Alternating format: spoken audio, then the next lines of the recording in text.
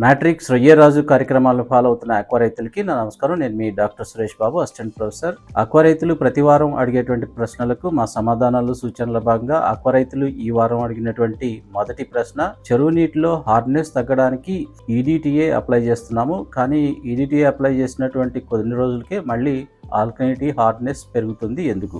ముందుగా హార్డ్నెస్ అంటే ఏంటో తెలుసుకుందాము. వాటర్లో ఉన్నటువంటి కాల్షియం, మెగ్నీషియం అయాన్ల యొక్క గాఢతని ఏమని పిలుస్తామంటే హార్డ్నెస్గా పిలుస్తాం. ఈ కాల్షియం, మెగ్నీషియం అయాన్లు వాటర్లో ఉండి అవి ఫైటోప్లాంక్టన్ అభివృద్ధికి ఎంతగానో తోడ్పడతాయి అన్నమాట. సో హార్డ్నెస్ అనేది కాల్షియం అయాన్స్, మెగ్నీషియం అయాన్స్ పెరిగిన కొద్దీ హార్డ్నెస్ పెరుగుతుంది. కాల్షియం అయాన్స్, మెగ్నీషియం అయాన్స్ తగ్గిన కొద్దీ హార్డ్నెస్ అనేది తగ్గుతుంది. సో ఇది ఒక ప్రాపర్ స్థాయిలో ఉండడం అనేది చాలా చాలా ఇంపార్టెంట్. మరీ ఎక్కువ హార్డ్నెస్ ఉండకూడదు, మరీ తక్కువ హార్డ్నెస్ ఉండకూడదు. సో ఈ హార్డ్నెస్ని ఎక్కువైతే కొంచెం తగ్గించడానికి, కంట్రోల్ చేయడానికి మనం జనరల్గా ఈడిటిఏ అనేటువంటి కెమికల్ వాడుతూ ఉంటాం అన్నమాట. ఈ ఈడిటిఏ అనేది 4 రకాల రసాయన మూలకాల యొక్క సమ్మేళనం అన్నమాట. దీని యొక్క నిర్మాణం మూలంగా ఒక ప్రత్యేక నిర్మాణం కలిగి ఉండడం వలన దీనికి కొన్ని అయాన్లను బంధించేటువంటి గుణాన్ని కలిగి ఉంటుంది అన్నమాట. అది కాల్షియం, మెగ్నీషియం అయాన్స్ కానీ, ఐరన్ అయాన్స్ కానీ బంధించేటువంటి గుణాన్ని కలిగి ఉంది. సో ఈ ఈడిటిఏని మనం అప్లై చేసినప్పుడు వాటర్లో ఫ్రీగా ఉన్నటువంటి కాల్షియం, మెగ్నీషియం అయాన్స్ని ఇది బంధించి హార్డ్నెస్ను తగ్గడానికి దోహదపడుతూ ఉంటుందన్నమాట. కానీ ఈడిటిఏ యొక్క నిర్మాణం అనేది, దాని యొక్క స్థిరత్వం అనేది కొన్ని రకాల కారకాల మీద ఆధారపడి ఉంటుంది. ఫర్ ఎగ్జాంపుల్, సన్లైట్ యొక్క ఇంటెన్సిటీని బట్టి దీని యొక్క ఈడిటిఏ యొక్క నిర్మాణం కొంచెం విచ్ఛిన్నమయ్యి తద్వారా అది బంధించినటువంటి కాల్షియం, మెగ్నీషియం అయాన్స్ మళ్ళీ వెనక్కి విడుదల చేసేటువంటి అవకాశం ఉంది. అదేవిధంగా బ్యాక్టీరియా, వాటర్లో ఉన్నటువంటి బ్యాక్టీరియా, సూక్ష్మక్రిముల ప్రభావం వలన కూడా ఈ ఈడిటిఏ యొక్క నిర్మాణం అనేది విచ్ఛిన్నమై అది బంధించినటువంటి కాల్షియం, మెగ్నీషియం అయాన్స్ మళ్ళీ వెనక్కి విడుదల చేసేటువంటి అవకాశం ఉంది. అంతేకాకుండా కాల్షియం, మెగ్నీషియం అయాన్స్ ఒకసారి ఈ ఈడిటిఏ చేత బంధించబడిన తర్వాత వాటర్లో కొంచెం కాన్సన్ట్రేషన్ తగ్గుతుంది కాబట్టి, వాటర్లో వాటి యొక్క గాఢ తగ్గుతుంది కాబట్టి తద్వారా మళ్ళీ ఏమవుతుందంటే బాటంలో ఉన్నటువంటి సాయిల్లో ఉన్నటువంటి కాల్షియం, మెగ్నీషియం అయాన్స్ పరస్పర వ్యాపనం ద్వారా మళ్ళీ వాటర్లోకి విడుదల అవ్వడం జరుగుతూ ఉందంట. ఈ విధంగా మళ్ళీ హార్డ్నెస్ పెరుగుతూ ఉంటుంది అన్నమాట. సో ఈ ఈడిటిఏ అప్లికేషన్ అనేది పర్మనెంట్ సొల్యూషన్ కానే కాదు. ఏదో టెంపరీగా కొంచెం కొద్ది రోజులు హార్డ్నెస్ కంట్రోల్ చేయడానికి ఉపయోగపడుతుంది, కానీ పర్మనెంట్ సొల్యూషన్ అనేది కాదు ఈ ఈడిటిఏ అప్లికేషన్ అనేది. సో కాబట్టి ఈ ఈడిటిఏ అప్లికేషన్ బదులు మీరు ఏదైనా హార్డ్నెస్ తక్కువగా ఉన్నటువంటి వాటర్ని పంప్ చేసుకోవడమే, మార్చుకోవడమే ఇది ఉత్తమమైనటువంటి మార్గం అన్నమాట. మరో రైతు అడిగినటువంటి రెండవ ప్రశ్న, లైమ్ అప్లై చేసిన తర్వాత ఎన్ని రోజుల పాటు చెరువుని ఎండబెట్టుకోవాలి? లైమ్ అప్లై చేసిన తర్వాత కాదు, లైమ్ అప్లై చేయకముందే చెరువుని పగుళ్ళు వచ్చే వరకు, క్రాక్స్ వచ్చే వరకు, లేదా సర్ఫేస్ ఉపరితలం పౌడర్గా మారేంత వరకు కూడా చెరువుని ఎండబెడితే ఆ తర్వాత లైమ్ని అప్లై చేస్తే మనకి మంచి ఉపయోగాలు అనేవి ఉంటాయి అన్నమాట. ఎందుకంటే చెరువు డ్రై చేసిన తర్వాత లైమ్ని అప్లై చేస్తే ఆ లైమ్ అనేది ఆ ఉపరితలం మీద, చెరువు యొక్క ఉపరితలం మీద పూర్తిగా విస్తరిస్తుంది అనమాట, ఈజీగా విస్తరిస్తుంది. తడిగా ఉన్నటువంటి కండిషన్లో కనుక మనం లైమ్ని అప్లై చేస్తే ఆ లైమ్ అనేది ఒక చోట పడి శుద్ధలుగా ఎక్కడైతే పడిందో దాని ప్రభావం అక్కడే ఉంటుంది. అదే డ్రై కండిషన్లో అప్లై చేస్తే దాన్ని యూనిఫామ్గా కలిగి పెట్టడానికి అవకాశం ఉంటుంది. తద్వారా చెరువు బాటమ్ యొక్క ఉపరితలం అంతా కూడా పూర్తిగా విస్తరించడానికి, దాని ప్రభావం ఉండడానికి అవకాశం ఉంటుంది. సో కాబట్టి లైమ్ని డ్రై అయిన తర్వాతే అప్లై చేయాలి. ఎన్ని రోజులు డ్రై చేయాలంటే ఇది దేని మీద ఆధారపడి ఉంటుందంటే సన్లైట్ యొక్క తీవ్రతను బట్టి ఆధారపడి ఉంటుంది, అలాగే సీజన్ బట్టి ఆధారపడి ఉంటుంది, అలాగే సాయిల్ టైపు, శాండ్, ఇసుకతో కూడినటువంటి నేల, లేదంటే క్లేతో కూడినటువంటి నేల, లేదా మీడియంగా ఉన్నటువంటి నేల అనే దాన్ని బట్టి ఆధారపడి ఉంటుంది. ఒకవేళ ఇసుక నేల అయితే అది సుమారుగా 7 నుంచి 10 రోజుల మధ్యలో బాగా ఈజీగా ఎండబెట్టచ్చు. లేదంటే క్లేతో కూడినటువంటి సాయిల్ అయితే 15 రోజుల నుంచి 25 రోజుల వరకు పట్టేటువంటి అవకాశం ఉంది.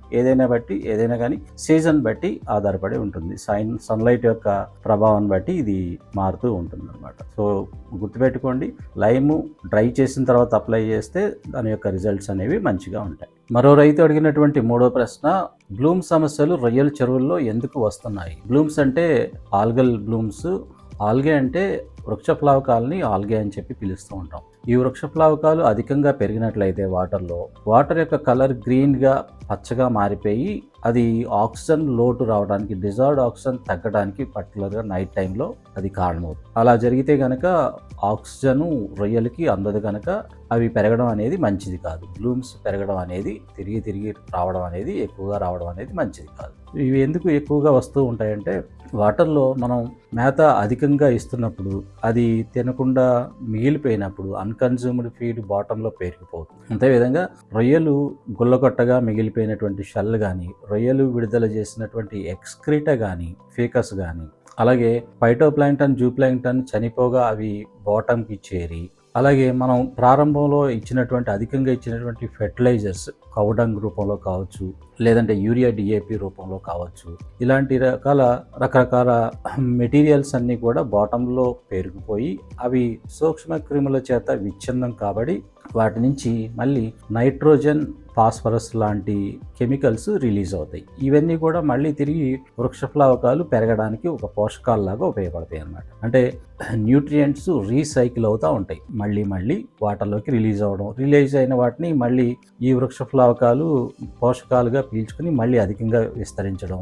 పర్టికులర్గా ఫాస్ఫరస్ యొక్క స్థాయి ఎక్కువగా ఉన్నప్పుడు, వాటికి అనుకూలమైన టెంపరేచర్ ఉన్నప్పుడు ఇవి మరింత ఎక్కువగా విస్తరించి బ్లూమ్స్ అనేవి ఏర్పడతాయి అన్నమాట. ఇవి వాటర్లో కనుక ఈ వేస్ట్ని మనం మేనేజ్ చేసుకున్నట్లయితే, బాటమ్ వాటర్ని ఎక్స్చేంజ్ చేసుకున్నప్పుడు, అలాగే ఫెర్టిలైజర్స్ని మరీ అధికంగా ఇవ్వకుండా ఇలాంటి కొన్ని మేనేజ్మెంట్ ప్రాక్టీసెస్ మనం ఫాలో అయినట్లయితే ఈ బ్లూమ్ సమస్యల్ని మనం తగ్గించవచ్చు. మరో రైతు అడిగినటువంటి 4వ ప్రశ్న, పెద్ద కౌంట్ పొందాలంటే తక్కువ డెన్సిటీలో స్టాకింగ్ చేసుకోవాలా? ఖచ్చితంగా తక్కువ డెన్సిటీలో స్టాకింగ్ చేసుకుంటే మనకి మంచి కౌంట్ పొందడానికి అవకాశం ఉంటుంది అనమాట. అది మనకి దోహదపడుతుంది తక్కువ డెన్సిటీలో స్టాకింగ్ చేసుకుంటే. ఏ విధంగా అంటే మనం ఇచ్చేటువంటి మేత అనేది అన్నిటికీ యూనిఫామ్గా అందడానికి అవకాశం ఉంటుంది తక్కువ డెన్సిటీలో. అలాగే డిజాల్వ్డ్ ఆక్సిజన్ సరిపడా మెయింటైన్ అవ్వడానికి ఈ తక్కువ డెన్సిటీ అనేది మనకి దోహదపడుతుంది. అదేవిధంగా డిసీజ్ రిస్క్ అనేది తక్కువ డెన్సిటీలో కొంచెం తక్కువగా ఉంటుంది, డిసీజ్ రిస్క్ ఉండదు అనమాట. అలాగే ముఖ్యంగా వాటర్ క్వాలిటీ పారామీటర్స్ తక్కువ డెన్సిటీలో వేసుకున్నప్పుడు రొయ్యలు విడుదల చేసే వ్యర్థ పదార్థాలు తక్కువగా ఉంటాయి కాబట్టి వాటర్ క్వాలిటీ పారామీటర్స్ అనేవి ఆప్టిమంగా మెయింటైన్ అవుతాయి అన్నమాట. అంతేకాకుండా మంచి FCR కూడా తక్కువ డెన్సిటీలో వేసుకున్నప్పుడు నమోదవడం జరిగింది. సో కాబట్టి తక్కువ డెన్సిటీలో వేసుకుంటే మనకి మంచి కౌంట్ తీయడానికి అవకాశాలు ఎక్కువగా ఉంటాయి. మరో రైతు అడిగినటువంటి 5వ ప్రశ్న, హై డెన్సిటీలో స్టాకింగ్ చేసేవారు సర్వైవల్ ఎక్కువగా రావడానికి ఎలాంటి జాగ్రత్తలు తీసుకోవాలి? ఈ మధ్యకాలంలో రైతులు హై డెన్సిటీలకే ప్రాధాన్యత ఇస్తున్నటువంటి సందర్భంలో మనం గుర్తుపెట్టుకోవాల్సినటువంటి కొన్ని అంశాలు ఏంటంటే, ఒకటి పాండ్ ప్రిపరేషన్ దగ్గర, మరొకటి సీడ్ సెలెక్షన్ దగ్గర, రొయ్య పిల్లల సెలెక్షన్ దగ్గర, అలాగే వాటర్ క్వాలిటీ పారామీటర్స్ 3 నెలల పాటు అంటే ఆ కల్చర్ పీరియడ్ అంతా ప్రాపర్గా మెయింటైన్ అయ్యే దగ్గర, అలాగే హార్వెస్టింగ్ వరకు కూడా మంచి ఏరేటర్స్ సదుపాయం, ఇవన్నీ కూడా గుర్తుపెట్టుకోవాల్సినటువంటి అంశాలు అన్నమాట. పాండ్ ప్రిపరేషనే మనం చూస్తే ప్రాపర్గా ఎండబెట్టడం ద్వారా అనేకమైనటువంటి ఉపయోగాలు ఉంటాయి. పూర్తిగా ప్యాథోజన్స్ నాశనం అవడం, అలాగే ఎండబెట్టిన తర్వాత లైమ్ కానీ క్లోరిన్ బ్లీచింగ్ కానీ పూర్తి స్థాయిలో చెరువు అంతా విస్తరించే విధంగా వాటిని వేయడం, అలాగే వాటర్ని మనం ఫిల్ చేసేటప్పుడు ఆ వాటర్ని ఫిల్టర్ చేయడం, వీడ్ ఫిషెస్ కానీ లేదంటే పొట్టి రొయ్యలు లాంటివి కానీ వాటర్లోకి చేరకుండా, చెరువులోకి చేరకుండా చూసుకోవడం, నత్తలని అవాయిడ్ చేయడం, ఇలాంటివన్నీ కూడా. అలాగే కుదిరితే ఒక రిజర్వాయర్ పాండ్ని ఏర్పాటు చేసుకోవడం. ప్రారంభంలో ముఖ్యంగా గుర్తుపెట్టుకోవాల్సింది ప్రొబయోటిక్స్ యొక్క అప్లికేషన్, అంటే ఫ్రెండ్లీ బ్యాక్టీరియాని అందులో గ్రో అయ్యేలా, పెరిగేలా ఈ ప్రొబయోటిక్స్ని అప్లై చేయడం, ఇవన్నీ కూడా పాండ్ ప్రిపరేషన్ కింద వచ్చేటువంటి అంశాలు. ఇవన్నీ కూడా ప్రాపర్గా చేస్తేనే మంచి సర్వైవల్ అనేది మనం చూడవచ్చు అనమాట. అదేవిధంగా ఈ సీడ్ సెలెక్షన్ దగ్గర కూడా స్పెసిఫిక్ ప్యాథోజన్ ఫ్రీ, అలాగే స్పెసిఫిక్ ప్యాథోజన్ రెసిస్టెంట్ సీడ్, అలాగే ఒక యూనిఫామ్ సైజులో ఉన్నటువంటి సీడ్, మంచి యాక్టివ్గా స్విమ్ చేస్తూ ఉన్నటువంటి సీడ్ని మనం సెలెక్ట్ చేసుకుంటే కనుక ఈ సర్వైవల్ రేట్ అనేది మనకి ఎక్కువగా వచ్చేటువంటి అవకాశం ఉంది. అదేవిధంగా ఆ చెరువులో విడుదల చేసేటప్పుడు రొయ్య పిల్లల్ని ప్రాపర్గా పాండ్ యొక్క వాటర్ యొక్క టెంపరేచర్తో సమానం అయ్యే విధంగా ఆ ప్యాకెట్స్ని కొన్ని గంటల పాటు అలా ఉంచి తర్వాత రిలీజ్ చేయాలి. వెంటనే రిలీజ్ చేయకూడదు. కొన్ని ప్యాకెట్స్లో ఉన్నటువంటి టెంపరేచరు, ఆ ప్యాకింగ్ వాటర్లో ఉన్నటువంటి టెంపరేచరు పాండ్ వాటర్ యొక్క టెంపరేచర్తో సమానం అయ్యేంత వరకు కొంతసేపు అందులో ఉంచి తర్వాత మాత్రమే రిలీజ్ చేయాలి. ఆ విధంగా చేయడం ద్వారా సర్వైవల్ రేట్ అనేది కొంచెం ఎక్కువగా ఉంటుంది. సో ఈ విధంగా సీడ్ దగ్గర, అలాగే త్రూఅవుట్ కల్చర్ పీరియడ్ ఈ 3 నెలల పాటు మనం వాటర్ క్వాలిటీ పారామీటర్స్ ఎప్పటికప్పుడు ఆల్కనిటీ కానీ, pH కానీ, హార్డ్నెస్ కానీ ఎప్పటికప్పుడు ప్రాపర్గా స్క్రీన్ చేసుకుంటూ ఉండడం, ఎలాంటి మార్పు చేర్పులకు గురవుతున్నాయి, అలాగే బాటంలో ఉత్పన్నమైనటువంటి అమోనియాను కూడా ఎప్పటికప్పుడు మనం సరిచూసుకోవడం ద్వారా ఈ సర్వైవల్ రేట్ అనేది ఎక్కువగా చివరి వరకు కొంచెం ఎక్కువగా ఉండేలా చూసుకోవచ్చు అనమాట. పర్టికులర్గా ఈ ఏరేషన్ ఎప్పటికప్పుడు ఫైటోప్లాంక్టన్ ఆధారంగా ఈ ఆక్సిజన్ అనేది తగ్గుతూ ఉంటుంది, పెరుగుతూ ఉంటుంది, ఒక్కోసారి పూర్తిగా పడిపోతూ ఉంటుంది. ఇలాంటి వాటిని మేనేజ్ చేయాలంటే మనకి ఎప్పటికప్పుడు ఏరేటర్స్ అనేవి మనకు అందుబాటులో ఉండాలి. సో ఇవన్నీ జాగ్రత్తలు మనం తీసుకోవడం ద్వారా సర్వైవల్ని మనం చివరి వరకు కూడా ప్రాపర్గా మెయింటైన్ చేయొచ్చు అనమాట. మన రొయ్యరాజు యాప్ని డౌన్లోడ్ చేసుకొని లబ్ధి పొందండి.